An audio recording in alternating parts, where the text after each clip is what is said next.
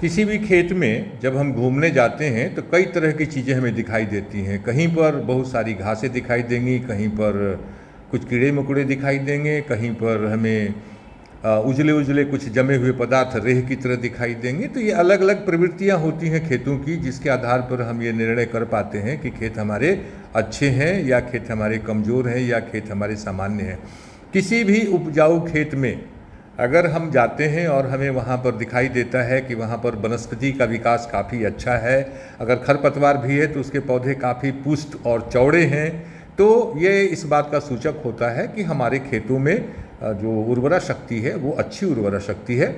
इसके अलावा अगर खेतों में हल्की नमी है और नमी की अवस्था में अगर हमारे खेतों में केचुए दिखाई देते हैं और केचुए काफ़ी ज़्यादा संख्या में उसमें मिट्टी का छोटा छोटा ढेर बना करके रखे हुए हैं, तो ये इस बात का द्योतक माना जाता है कि उस खेत में जीवाश्म की ज़्यादा मात्रा है, क्योंकि जीवाश्म के कारण ही वहाँ केचुओं का विकास हो रहा है और केचुए ज़्यादा वहाँ पर हैं, ज़्यादा उनकी मूवमेंट हो रही है। इस कारण वहाँ पर जो ज़मीन है उसमें अच्छी तरह से उसमें जो रेसिड्यू है, जो अवशेषों हैं, उनको मिलाया भी जा रहा है केचुओं के द्वारा, और केचुओं के शरीर से निकलने वाले जो बहुत सारे विभिन्न तरह के रसायन हैं जिससे ज़मीन की पौष्टिकता बढ़ती है, वो वहाँ प्रचुर है। तो ये एक इस बात का सुखद संयोग माना जा सकता है कि अगर केचुए की बहुत ज़्यादा गतिविधियाँ हमारे खेत में हैं तो उन खेतों को हम मानते हैं कि ये खेत हमारे अच्छे उपजाऊ हैं। हालांकि फिर भी हमें अपने खेतों की मिट्टी की जांच करा लेनी चाहिए, क्योंकि जीवाश्म की मात्रा बढ़ने से नाइट्रोजन का प्रतिशत ज़्यादा अच्छा होगा और उसमें केचुओं की गतिविधि ज़्यादा होगी। लेकिन ये कोई ज़रूरी नहीं कि उसमें फास्फेट और पोटास और